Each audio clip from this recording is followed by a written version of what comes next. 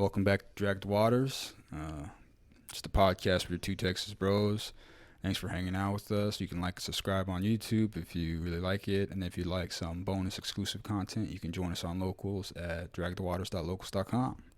I am your host, Aaron James, Anarchist Cultist, a.k.a. Anarcho-Sorcerer, a.k.a. Freighter AJ, a.k.a. I go by many names. Sitting here with my awesome co-host. What's going on? It's Lurker TX, Lurker Mario. Welcome to the club. Welcome back. Yeah, and we're going to sit here and free ball with y'all today, so thanks for hanging out. And I think Mario has some topics for us to start with. Yeah, I wanted to talk about,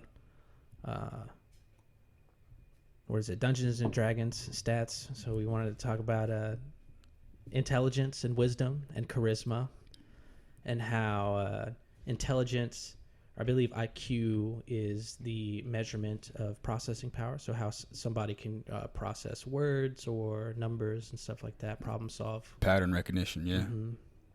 And how this is a good measurement for someone who's going to do well in academics and be able to think critically. But how it also, it doesn't guarantee like success. I was looking at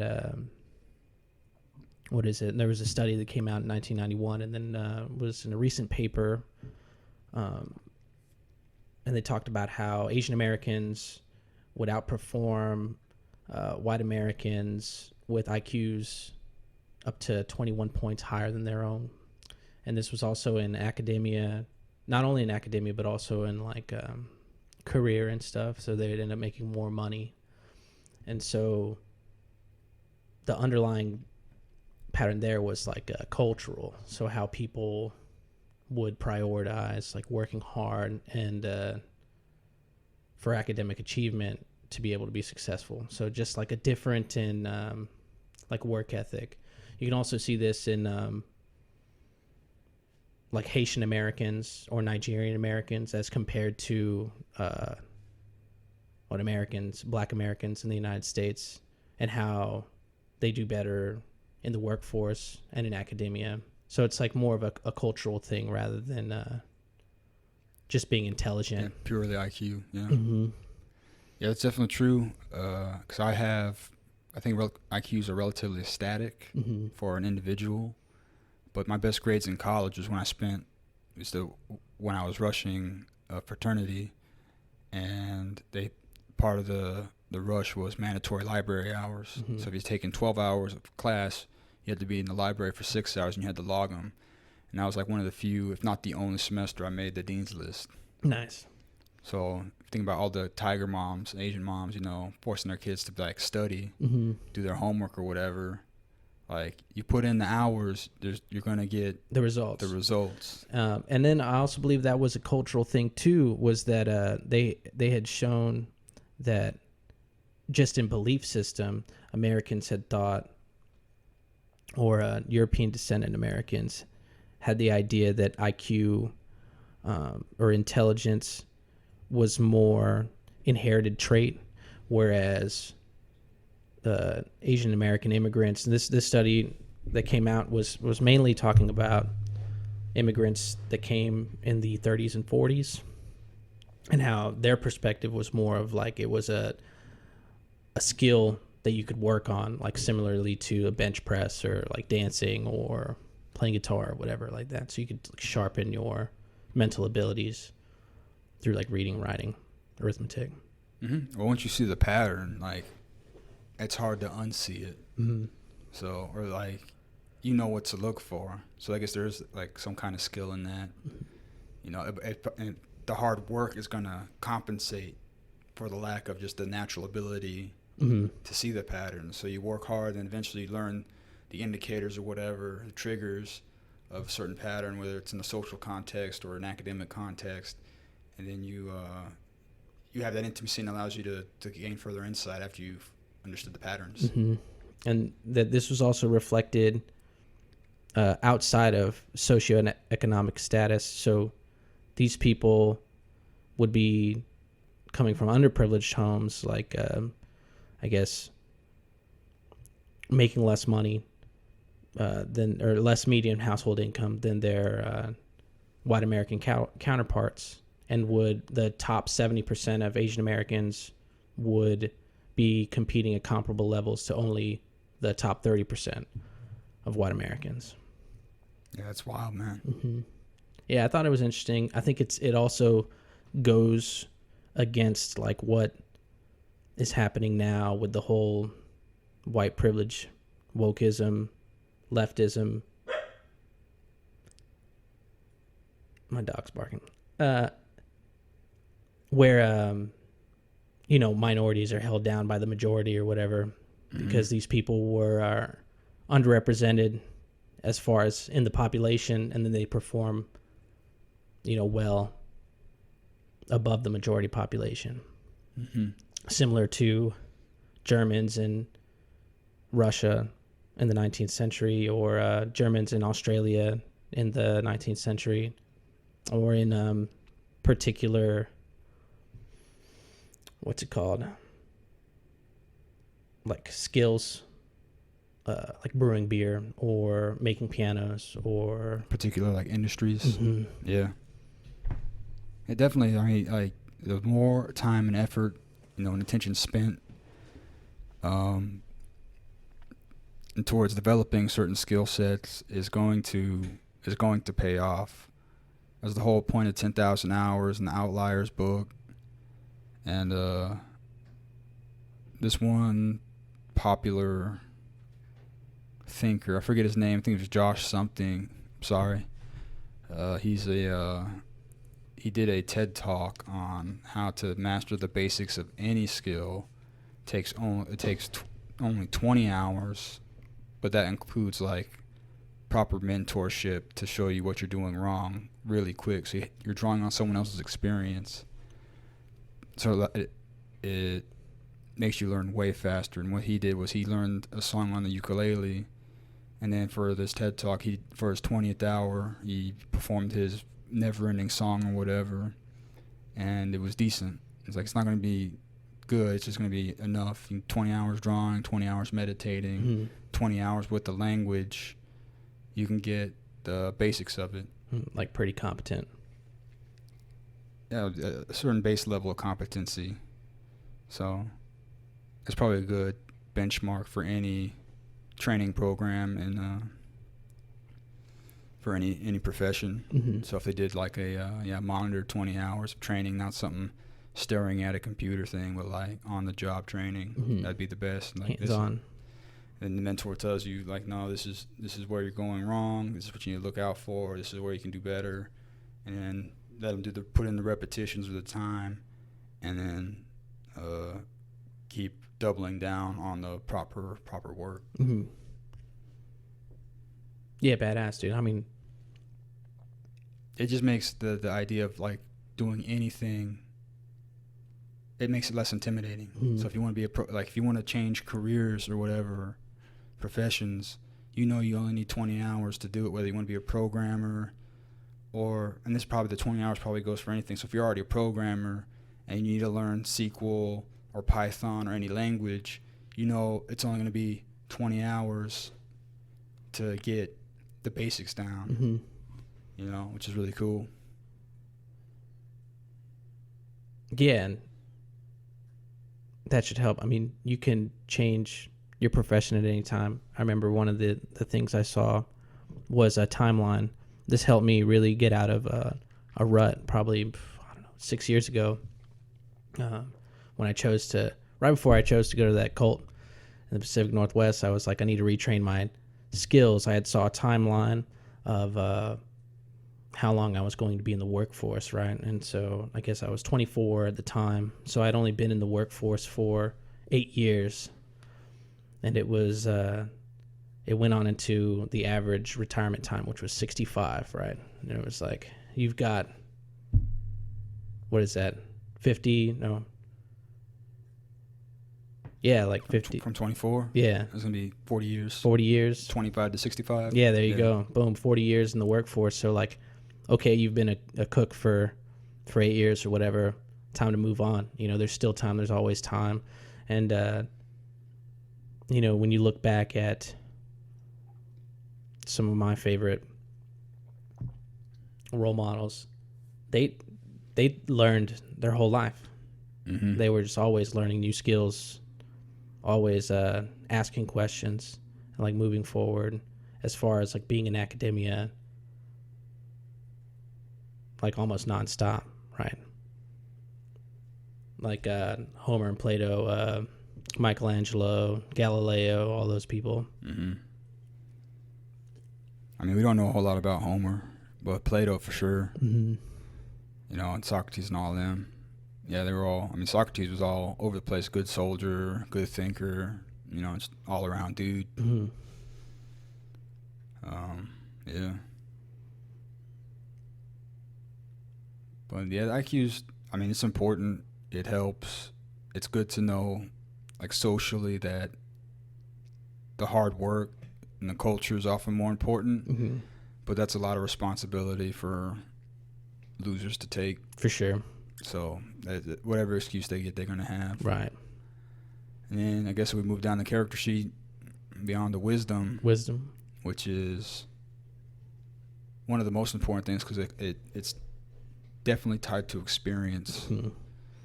So, and just a general understanding and how to, because like you can learn how to do something, but how to do something well, or to even know if the worth or the value of doing something generally comes with, you know, that level of wisdom. Mm-hmm.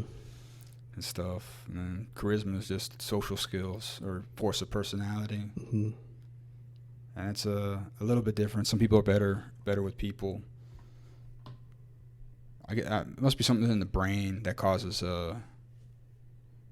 for people not to be able to apply, like, or it's a lot of it's probably unconscious too, which makes it hard to like transpose like someone's ability to recognize patterns in humans, especially with like subconscious, Mm-hmm. into like that more academic field or a more abstract area of thought. I mean, that's a cool thing about like the Myers-Briggs, the two different, what are they called? It's introverted, extroverted, and then it's intuitive versus sensing. These were not. They're not the decision-making authority. I think it might just be the how that people process information, Mm-hmm. and that like the intuitive people, things often just click for them. So I guess that'd be associated more with a high IQ, and just having different, I guess it could be data sets or whatever, correlate much easier in somebody. And then someone who's sensing needs to be more hands-on, and they often take a longer time to learn. Mm-hmm. And in that book, I think Gift's different. He said that like 75% of college students are intuitive types. Okay. Just probably because I'd assume there's a correlation between the IQ and the intuitive. And probably interest in academics. So. Maybe. I mean. Or interest in like learning. I mean, interest in learning for sure, but like I don't even know what academics technically means. I know how to use the word, but like I just associate it with like college or whatever, school learning, book learning. Because, like, you know, I might not be interested in academics, but I could be interested in history or interested in math. Like, oh, you're interested in academics? Like, well, maybe, kind of. But, you know, it's whatever. Someone could be like, I'm not really interested in history, but I'm obsessed with World War II for whatever reason. Mm-hmm. Or, you know, how far you want to niche it down and everything. Right. I understand what the most attractive IQ is 120. So it's like just smart enough to know stuff, but not too smart to be overly intimidating. Yeah. Charisma, I understand as well that extroverts are, what is it called? So extroverts are more likely to let people down because they're so like forward and outgoing and confident in themselves or whatever, that within group dynamics over a longer period of time, depending on how much exposure the rest of the group gets to them, they'll start to see. And I guess the exception would be someone that's like an overachiever. Yeah. But oftentimes people will overestimate their value and then like see it cut short, whereas introverts, people will underestimate their value and then be like, oh, okay, this person's actually pretty productive or something like that. Oh yeah. Well, I mean, it's because the thing is like the halo effect. So someone who's more likable, you're just gonna assume like they're smarter, more successful, and all that, which is not necessarily true. That's another thing. It's like other than IQ, like the charisma, character stat, or your social intelligence or whatever, your ability to get along with people is important because you can't be. It's really hard probably to become rich solo. Like even if you're like a writer or whatever, you're still gonna have to like network, or like you're gonna have to sell your writing to somebody, or at least put it up somewhere. I mean, I guess the internet helps, antisocialness or whatever, but like someone's gonna have to read it. So there's always people involved in a transaction. You can't. Transacting with oneself is generally like lying. I assume. And then wisdom, I guess wisdom you is definitely correlated to experience, or that street smarts. Or I remember there was an interview with a guy, and he was like, all the most wise people I've ever known have all been like mobsters, and they give you like almost like quotes, like sayings. I guess that's where those things come from, or folklore and stuff, right? So you get the experience of other people to learn lessons for you instead of having to make those same mistakes, right? Well, I meant like you gotta be like, if you survive, I don't know how dangerous mafia life is today, but like if you survive, that automatically makes you wise because the wise are lucky, one or the other. On the as far as wisdom goes, it's the second highest sephira on the tree of life. So if you're it's one of the highest aspirations other than like the Godhead. So and the two highest sephira are or sephirot are understanding, which is Saturn, and then wisdom. So like you can have understanding, how things work. That's one thing, but like knowing how things work and when to work them, and like it's up. I guess that's a lot of it's the timing of it. It's very very important. Just because you already like. It's different between like I guess understanding something in an academic sense and then having the real life experience. So it's ultimately the experience. I mean, you even see that with job applications. The most important generally thing they're looking for as far as other than fit is like, do you have experience? Right. How long you've been in the field doing this stuff? It's like I've read all the books about it, and like, okay, do you have any experience? Right. Like, how do we know we're not going to blow all of our money on you? Which kind of sucks. Which is why if you're young, I'd say do as much work. I mean, work for free if you have to. Like, if you're young, like stay with your parents if your parents are cool enough, or like just chill to live with, and then like get the experience, even if you like do it for cheap. Like that's your best bargaining chip, is that since you're young, that you will do things for them. Don't go in asking for like $50,000 or $100,000 or whatever. Just it's more important to have the job and to get the experience. Even if you have 6 months experience, like it's going to put you in the top 20% of applicants for like anything. 6 months programming looks better than someone who's like, oh, I've done this online course, Yeah.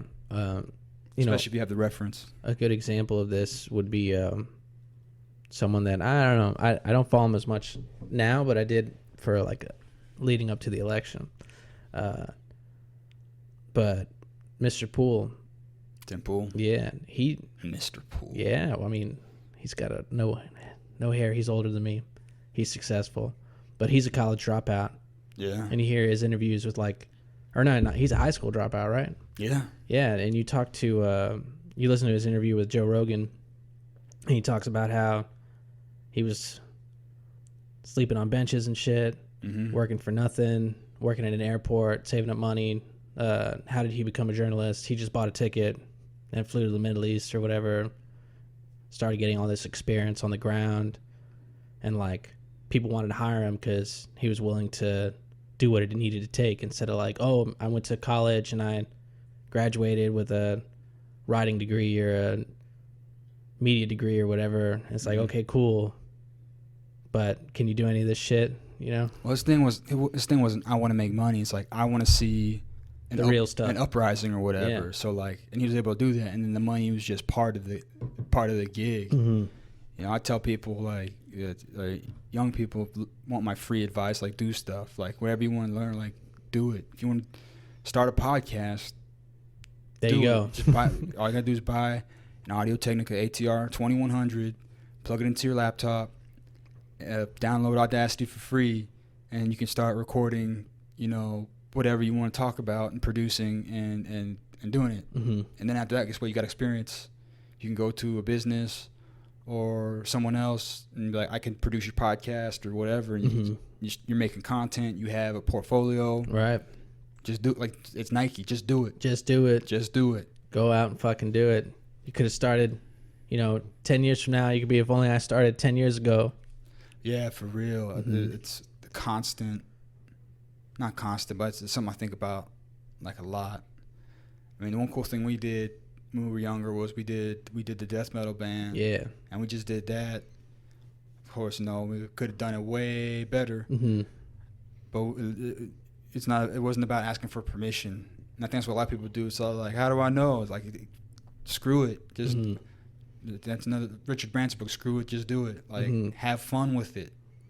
Like, you can't spend all this time being afraid and anxious. You're gonna, if you take start yourself doing too it, seriously. you can't be. You'll be less anxious if you're doing it than if you're just sitting around thinking about it. Mm-hmm. You know.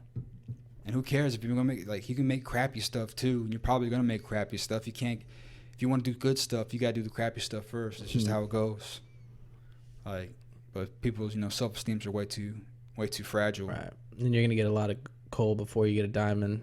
Then what is it? There's like, I think in art, there's like 1,000 shitty art pieces to like one good art piece. Something like that. I think someone's law, it might have been Asimov's law, says 90% of anything is crap. Mm-hmm. So when he was talking about science fiction, stuff like that. But even to like make money producing stuff, you don't have to be even that good. Mm-hmm. Like, you just gotta have a couple of intersecting areas of interest and to create a niche or whatever, and it's enough. Mm-hmm. There's plenty of crappy books that, like Michael Mann always says, is all like, look at all the crappy books in the bookstore. You could be one of those writers. Yeah, exactly. You know? Not that those writers necessarily make a bunch of money, mm-hmm. but I mean, it's better to have done something cool. How many people can say that? Oh, I've written a book. Like, right. You know, that's cool. What's your book about? Oh, that's boring, but okay. Mm-hmm. You know, better to have loved and than lost and never loved at all or whatever. Yeah, I mean, unless you get married and divorced and lose your kids and half your shit. No, that would suck. Yeah. But, you know, it's whatever. Or it could be fantastic. You know, I don't know. Depends. I mean, Jeff Bezos is doing great right now. He's got a hot young wife and still billions of dollars. Yeah, I know, but half of a trillion is, you know, still half a trillion. Yeah, it doesn't scale the same way. And that's also wisdom, right? Like, some people are gonna say that the money trap's not worth it, and then that's not a meaning of success, right? That, like, having a good family ties or being, I guess, I don't know. Some people are just content with being. You know, some people will be happy working at a burger joint or a pizza joint, or just because they have a good team, you know, and they're comfortable. If I had a good team, I could totally do 40 hours. I could do, well, I don't know if I want to do 60 hours of pizza work. I could do it, but then I'd have less time to be doing podcasts and creative stuff, right? You know, but yeah, pizza was one of my favorite jobs, man. Yeah, it's just cool, especially being in charge. Yeah, dude. I remember I was working at BJ's Brew House, and we had such a sweet team for probably only, you know, 4-6 months. And it was fantastic, dude. That time, it was a well-oiled machine. Like, people anticipated other people's needs. Everyone was cross-trained, but like 2 new guys. And so, you know, the whole team would just kind of like go and help him out when he was drowning, and then, like, you know, talk shit, do that like encouraging sink or swim shit. And then they're like laughing at you and laughing at themselves, and like, and it was just fantastic, you know. And I think that was the only kitchen job I ever worked where, like, the front of the kitchen ran so smooth that, like, the front of the house had no excuses to, like, suck at their job. you know. And because of that, there wasn't a front of the house versus back of the house. It was like we'd all go out and hang out. We had a Sunday fun day, and the whole team would get together, and we'd be partying and flirting and all that good stuff. And it was a great time. You know, if I could have those 4 to 6 months for like 20 years, oh, bro, that'd be amazing. Yeah, man. Team building is super important. You know, if HR spent more time on, you know, building an effective team than critical race theory, you know, people would have, you know, happier work environments and be richer, you know. Yeah. And all that stuff, you know, or the management. In this book I got called The 80-20 Sales and Marketing by Perry Marshall, one of the first business books I got. It's great. It's like, for 1 cent in shipping, I'll send you this book, you know, one of those internet marketing tools. But it's a fantastic book. He had a chart of like different hourly rates for different tasks. So he's like, this is a $10 an hour job. This is a $100 an hour job. This is a $1,000 per hour job. This is $10,000. And team building was like $1,000 an hour or $10,000 an hour of actual, you know, of value, whatever. Heck yeah. So not that you get paid that much, but it's like, because that whole 80-20 thing is like 20% of your work day is going to be 4 times as productive as the whole rest of your day. You know, it's 80% of your efficiency is 20% of the day. So it's like, this whole thing is like, focus on these higher value activities and then outsource or pay someone else to do the other stuff. Right, like top of parabola kind of stuff, like wavelength. Yeah, it's all exponential. So it's just like, it's better to pay someone to cut your grass if you're making $10,000 an hour, unless you want to cut the grass because like meditate or whatever. It's like, pay someone else, and then you can use that hour instead of making $10 to make $10,000 and stuff like that. One of the that's actually a real good principle for anyone to understand. I guess part of economics is that Pareto principle, the 80-20 principle. You understand that, you have an insight that can lead you, if you act on it, to lead you to make a lot of money or to live a more efficient lifestyle. Yeah, and have those like trade-offs and like just a better understanding, more organization throughout your day or whatever. Yeah, definitely, because like, whenever, especially if you're an entrepreneur or whatever, you have to figure out your most high impactful hours are, you know, because then if you focus on those, like he was a salesman, so he's like, you have to set appointments and then sales. So you organize your day around that, and you can either like scrap the rest of your day to do other stuff, or you can fill the rest of your time with those high impact activities. So I mean, it's probably like, you know, at the restaurant, like the 20% of your busyness is during like the dinner rush or whatever, you know, peak hours, and then there's like probably, you know, 80% of your holdups are from 20% of the staff or from 20% of the positions. So like, do you need to look at your prep? Do you need to look at the one waitress who's screwing up the order like 4 times in a row and having to remake that and bringing the ticket, jumping in the line, and you got enchiladas going through the machine, so you got to wait on the goddamn enchilada machine. Yeah, man, it's you got to hammer those things out, and you either, of course, in that book too, he also says fire the bottom 10% of your work staff, performance-wise. Yeah, fuck them all, right? It's like, fire them, hire new people. You can pay them the same or less, and you have more upside potential. Yeah, and I know, like, that's also similar as we were talking before, as an experience and the value of experience when you get into, because I want to be a chef for a long time, but when you look at those like really higher end restaurants, like a lot of those guys, other than chef, are like, they're like making nothing, you know, because they can get replaced, you know, any day of the week. Yeah, there's this thing called the Vren score, and I learned this from the Ty Lopez 67 Steps program, believe it or not. And Vren, I think, is value. And one of the things is inimitability, so you can't be imitated. And then there's like replaceability or something like that. I'd have to look it up. But like if you're replaceable, that means you're gonna make less money. Right. That's why dishwashers don't make money. Right. And the line cook makes a little bit more. The harder you are to replace, the more money you can make. And job security. And more job security. And if you're one of a kind, that means it means you're inimitable and stuff like that. So if you're,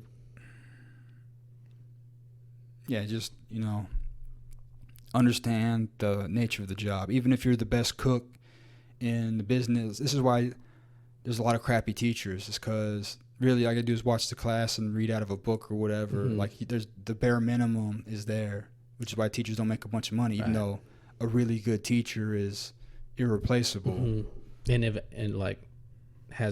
Would invaluable be the right word as well? Like, I mean, there's probably teachers who are near worthless. Yeah. So a lot of them are afraid to go back to school because of COVID or whatever.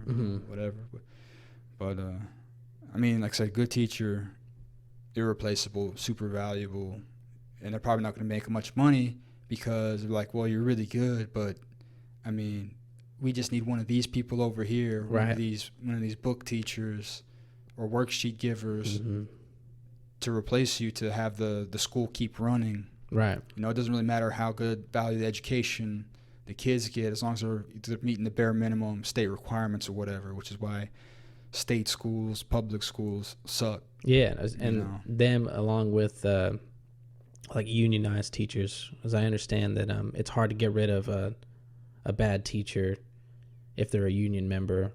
I'm thinking of an example, and particularly in Los Angeles, where somebody was like drunk on the job and they were like passed out.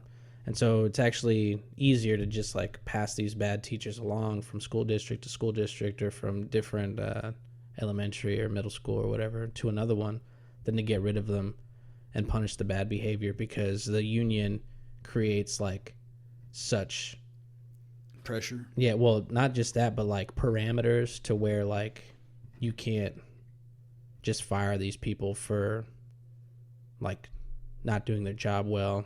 Like the example I'm thinking of, it took them 2 years and $500,000 in court battles, and they lost. So the teacher kept their job. Yeah, all that money that could be going to educating young minds is spent trying to get rid of an inadequate person who's protected by a union. I'd say not trying to get rid of them, saying protecting that person, because that's ultimately what happened. Right. So this is why I'm anti-union to an extent, but I'd rather see more unions, competing unions. Because if you have a bad teachers union like the one you just said, but you have this union over here, but they have higher standards for their teachers. So it's like if you hire teachers from our union, you know what you're getting, and then there's like some accountability there. But I don't know what would take for that to happen. But unions are usually about monopolizing control. Yeah, and then benefiting their members at the cost of everyone outside of the union. Definitely, and it also allows. Because I don't know, I've read a little bit about back when I was thinking about screenwriting and stuff. Like there's the Screen Actors Guild and stuff like that, or like you get protections if you are part of the Screen Actors Guild. Which means often that if you're not part of the Screen Actors Guild or the Screenwriters Guild, the executives or whatever in Hollywood will often fuck you over because you don't have their protection. So it's kind of mafia-ish. So it's like you either gotta pay your dues and all that stuff to get the protections in the end. Otherwise, you'll be taken advantage of potentially. So it's a protection racket as far as I could think about it. Going back to being one of a kind and very individual and being irreplaceable, I remember listening to an interview with Naval about how that's the economy that we're moving into, this new, I don't know if it's a fourth industrial revolution, fifth industrial revolution, or whatever, like the internet era, right? Yeah. Where you're going to have a bunch of people that are going to be able to monetize themselves similarly to what we're doing, or like comedians or anybody who's like an internet personality, like a Twitch streamer or whatever. Yeah, any work that can be done remotely. Mm-hmm. Yeah, and then you'll be able to create, since you're such an individual person, right? And people will be drawn to your attributes, your insights, your whatever it is, right? Rather than like turning on the news and like every single news channel saying the exact same thing with the exact same introduction, having the same written insights, right? So there's still going to be larger channels, and it's similar to you would find in commerce or whatever. There's still gonna be like the Walmarts and the Targets and the Amazons or whatever, but then you're gonna have a bunch of smaller creators like ourselves, or again everyone I just listed, finding their own place and being their own irreplaceable market value or whatever.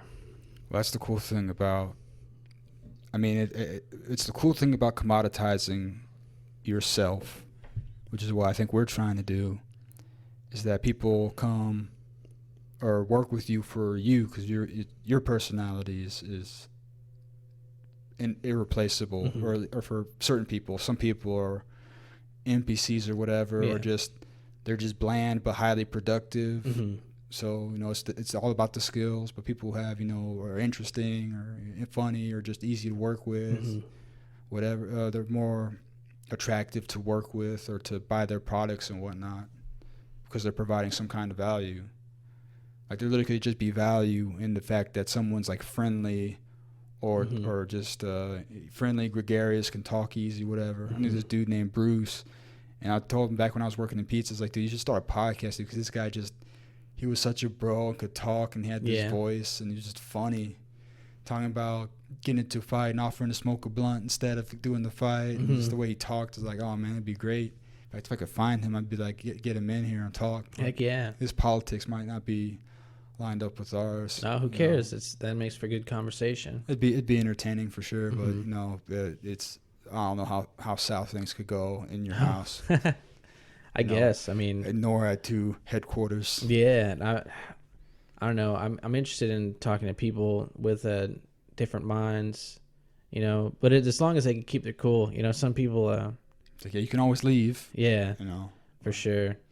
I interact with. There's quite a few. I mean, a few people that I interact with that have differing views than me, and they can get pretty heated. But I tend to laugh them off. But I think that has to do with trait neuroticism or whatever, or conscientiousness. I don't know. I forget. No, it's neuroticism. It's the things don't bother me. Yeah, it's negative emotions don't impact you as much as someone who has a higher neuroticism. I'm pretty high neuroticism, so I think I'm getting better at dealing with it through meditation and just like spiritual work in general.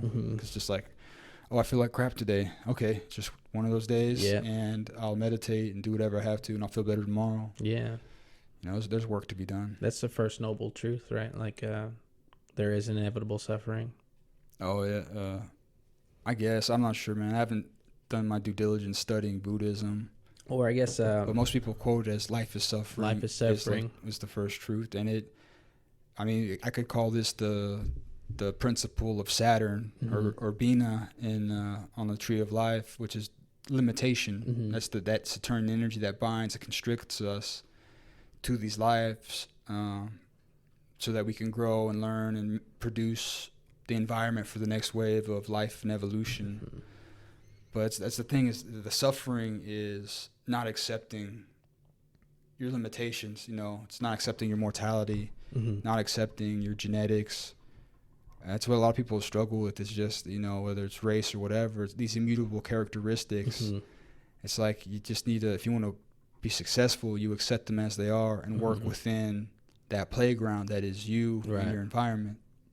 And then the next principle after that's Jupiter, which is all about organization. So if you accept the playground, then you can organize your life in that playground better. Then there's Mars, which is about decision and destruction. So you cut things out that you can. They're holding you back in that playground, so that you get this organization and destruction, and you can really, make a good life for yourself. And there's other principles: balance, vision, adaptability, which are it's all about the way the tree's organized. It's like the same energy on a lesser arc, Okay. or more material arc. But the life is suffering, the first noble truth, the principle of Bina or Saturn.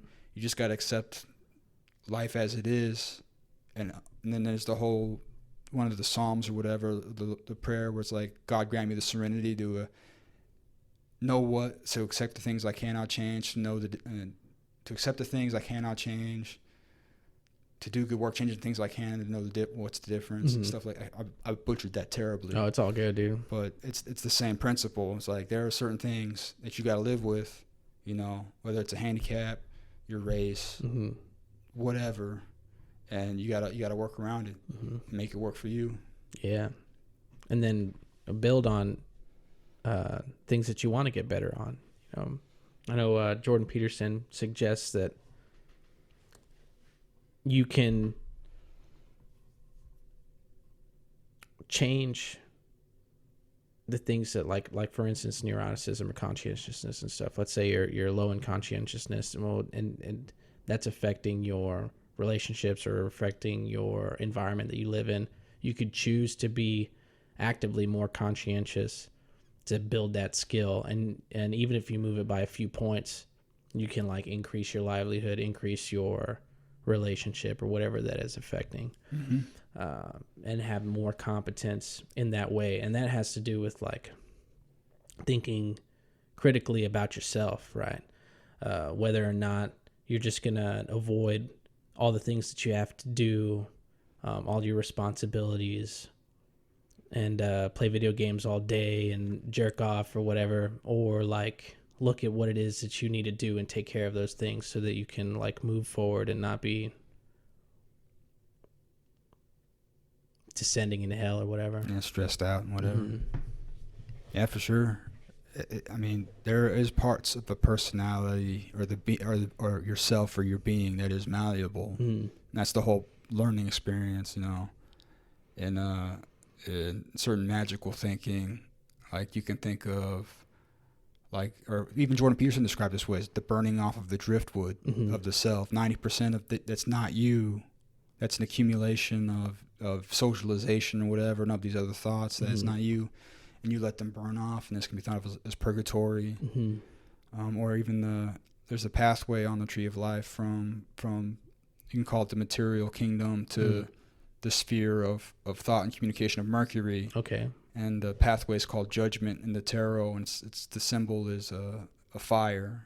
So think of it as like a death and rebirth, or the purgatory. The burning off of what really isn't you. I mean, there's other ways that you could, because with these things you can not translate them, but interpret them many different ways, depending on what the situation is. But that's one of the big ones. Yeah, and that goes back to like wisdom, right? Wisdom through experience, and being able to read these stories and understand these interpretations and stuff like that, and being able to grow from that knowledge, rather than just being to process the information like quicker.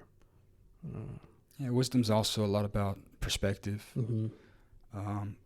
It's like, what is it? It's reality transurfing by Vadim Zeland, just like a law of attraction thing written by this quantum physicist. Okay.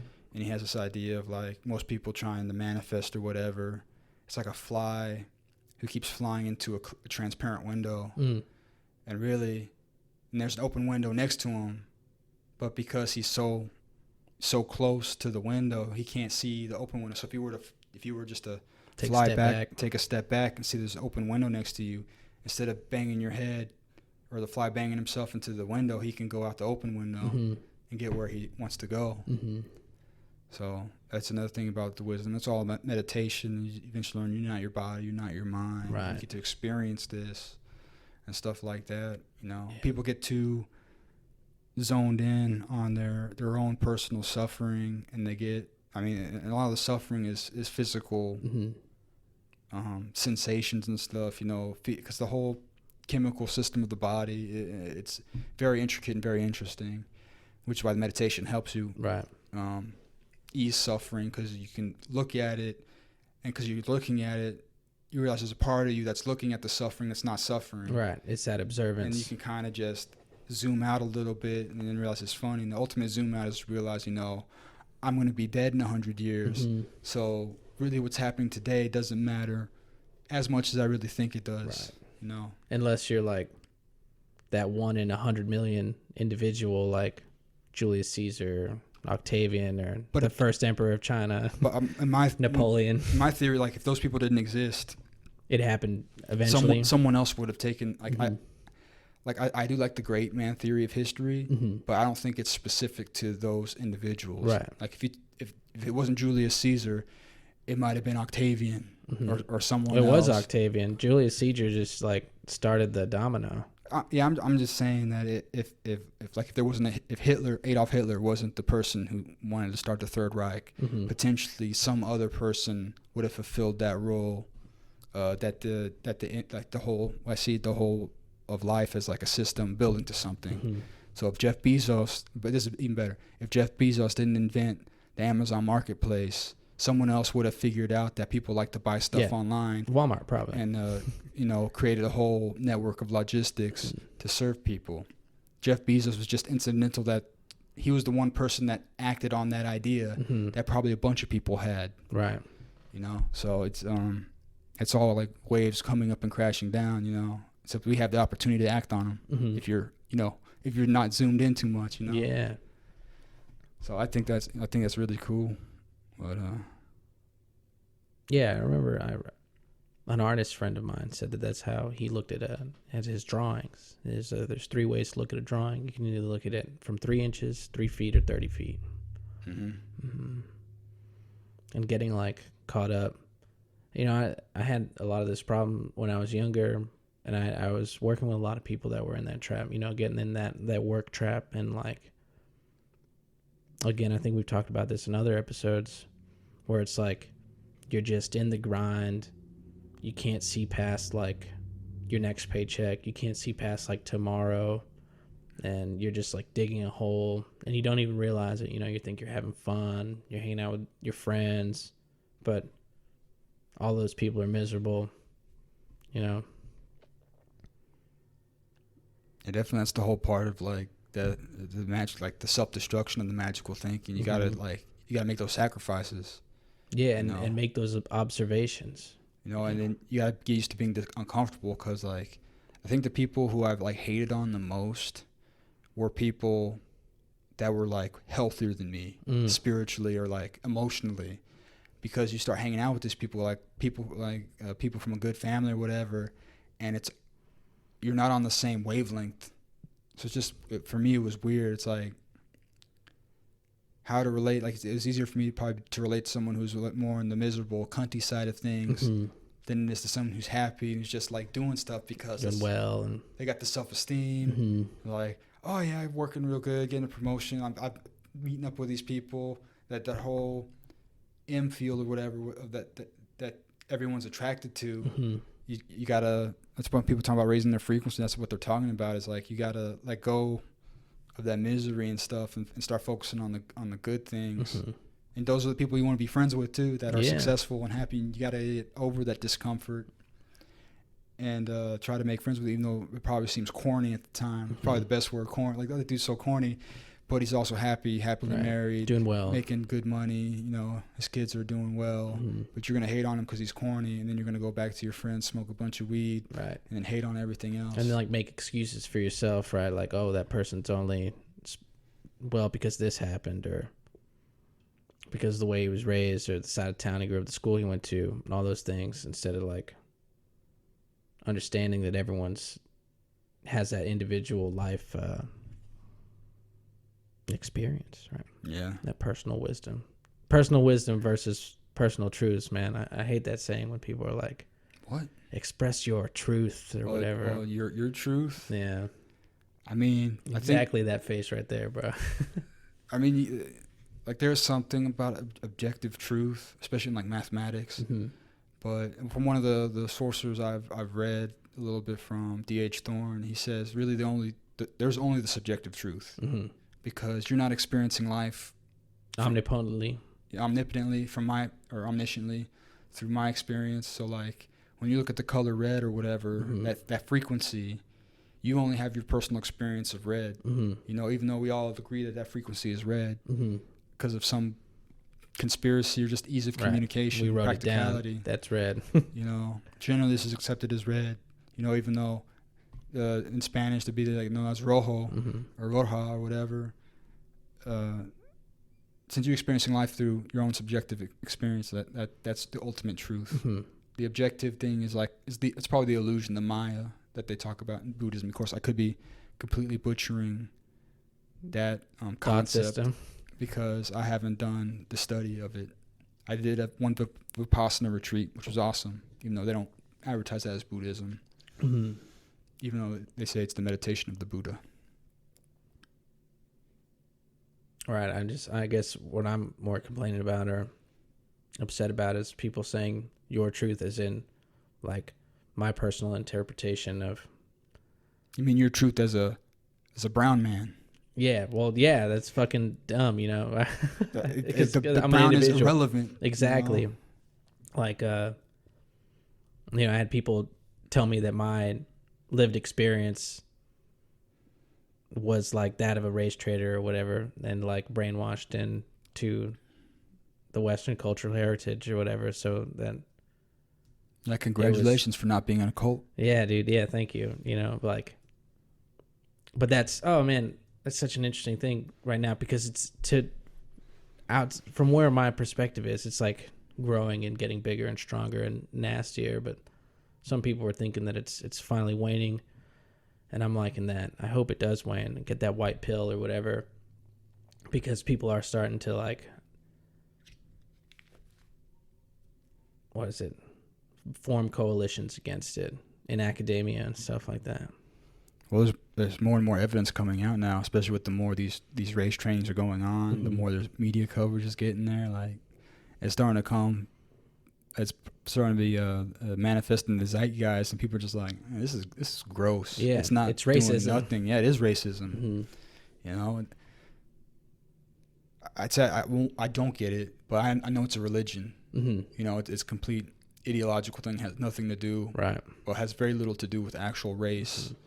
They've turned whiteness isn't even. I mean, original sin. Yeah, whiteness is not even a race anymore. It's just like things you can do to be successful, right? You know, are racist. So they're kind of just like pedestalizing like shitty living. Yeah, and it's also like socialism and communism, Marxism versus capitalism.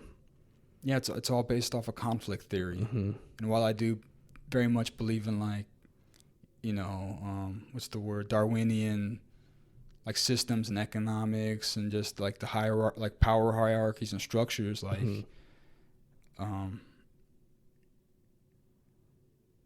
shit, where was I going? I don't know. We're talking about whiteness and yeah, I lost it, man. Yeah, it's all good. It's all good. It's just dumb. Like, the conflict theory. Like, there's conflict, life is suffering, there's competition, not necessarily conflict, but competition, and they're trying to like create a like class warfare, right? Which is really unnecessary, you know, depending on how, I guess you can say, how the elites act, but they just disempower people with this stuff because, like, not being successful is being white, which is being white supremacist, which is being racist and homophobic and all these other things. Right. They've created this whole neural network of evil and boiled it down to whiteness. And it's just dumb. And coming back to the start of this conversation, with intelligence, because a lot of these writings are coming from like PhDs and these people that are like that are rationalizing irrational thoughts and creating like circular thinking based on emotional appeal to emotion, like based on logical fallacies. Yeah, but you don't have to be intelligent necessarily to be an intellectual. Right. We both listen to Thomas Sowell. It says intellectualism and intelligence are two different things. You know, you can be an unintelligent intellectual, which is why we have, you know, these critical race theorists. I'm not going to shit on any of them individually. You know who you are. Yeah. And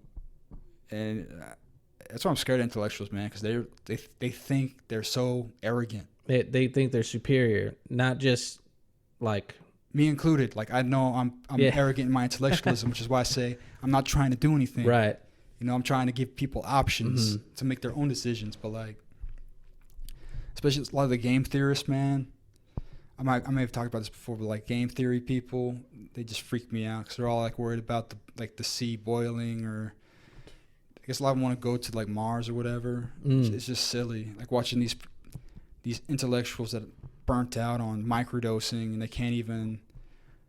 Oh man, like if we try to put any of these concepts into words, it's gonna take away from what we're trying to achieve. That's dumb shit. Which means, I mean, it's probably true to an extent. No, that's like. But it just means it's impractical. That's like making an appeal to like, what is it? It's right here in this law, bro. Like, appeal to a cult-like following, making things seem effortless, like making things seem like more fantastical than they are, because life is pretty mundane and regular, and so like creating this aura of mysticism gives them like an excuse to be like, oh well, you won't understand this, right? But I think the problem with intellectuals or elitists, right, is that they think that they have the moral superiority, but they also believe they truly believe that they know better. That they know better because they went to like a prestigious college, or they or you're work or you're at a Bill prestigious, Gates and you've made billions of dollars, right? So you think you're smart and successful, so you know.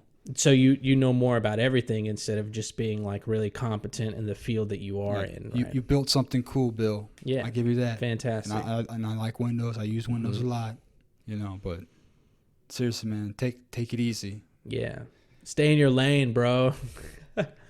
Yeah, the whole social engineering thing with Google, like this is the whole technocracy deal, man. It's like scary thoughts. Like, and about the game B theorists again, is they think game A is like the whole patriarchy, whatever. I don't think they use the word patriarchy, but they think it's the system that's going to drive, that's going to like use up all the resources in the world, and like we're going to eat our way through, you know, survivability. But that's just because they have a. How the fuck do they have a scarcity mindset? They just do. I mean, there's a whole like the whole climate science and everything. Like a lot of them are afraid. Like, of course, they've been saying like every year, like all the fish are gonna be dead in 10 years. Probably like 20 years ago, because you know if the oceans raise temperature like a fraction of a degree, that's a slow enough progress change for survival of the fittest to take place, and the sea life is going to adapt to the rising temperature. Right. But it's funny to me because they think that their game B is really just game A. And what's game B? I don't know. It's like sustainable, blah, blah, blah, blah. I couldn't talk about it. Like, I can't use their language because I haven't studied it, because every time I listen to it, it's just... It's upsetting. It's not... I mean, in a way, it's just dumb. It's like...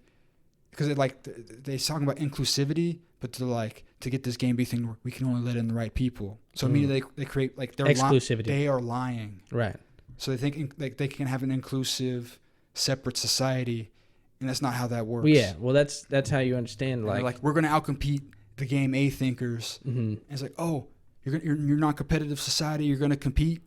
It's silly. Right. And I like the ideas of creating parallel networks, economic networks, and ideological and networks. Like having them compete with each other. Yeah, because that's you got to let the simulation play out. That's right? what happens. But they think they've intellectualized so much that they think that there's a separate way of doing right. things. There's only one way to do it. There's only one. That's their way. There's only one law of nature. And anything other than that is deception, self-deception. Yeah. So. Yeah, definitely working within the confines of nature. Yeah. And nature's brutal. Yeah, nature's red in tooth and claw. I don't know where we got that from, but I read a lot in the magic books. That's the Martian principle on the Tree of Life, and it's reflected across the solar principle of Tefereth into the Venusian principle, Netzach. Yeah, what is it? Victory. I had a friend send me a video from Nature's Metal, and it was a bear eating an elk alive. Oh, yeah, I heard about it. And it was just like, it was still alive, and it was like crying or whining or whatever, and this bear was just like ripping its guts out and shit. And I was like, this is why we have guns. This is why like we live in cities, and this is why we like murder bears every year, like to stop this from happening to humans, right? Yeah, you gotta give this is one of the, like, understanding nature is the same, understanding the Saturnian principle of just life as it is. Like, because you can pretend that you're going to go live with the bears and be peaceful. Yeah, and then you end up murdered like that one dude and his girlfriend or whatever. End up eating. You got to respect the beastly nature of animals and of men. So, like, accept the fact that there's a herd and then work with that. And then I wouldn't say try to change society as much as, like, live your best life inside the framework, because that's all you got. Right. You know, unless you're really good at magic and hacking the simulation to bend it to your will. And we've got a good framework here in the U.S., man. We're blessed, you know. Like, these communists, they could go and, like, form a community. They can buy 1,000 acres and build, like, their communist. Well, I think anarcho-capitalism is the base operating system of economics, and then states, you know, fuck it all up. Yeah. Yeah. Well, we've come upon the hour. You wanna take us out, man? Oh yeah, dude. I just want to say thanks for joining us, everybody. I really appreciate you guys coming. You know, this is what, episode 8 now. It is episode 8. Yeah, we're getting close on milestones. Hell, you know, every week's a milestone. Every week's fucking victory, man. It's great. It's fun. Heck yeah. If you like us, you know, like and subscribe. If you really like us, tell your friends. You know, send them the link or whatever. Hit us up on dragthewaters.locals.com. You can follow me on Twitter, Mario_TTW. We're going to come up with some better content with you guys. If you want our perspective on things, you know, comment below. Be like, talk about this shit, and we'll see what we can do, you know. I guess we'll catch y'all next week. Hell yeah. Y'all take it easy, man. Cheers.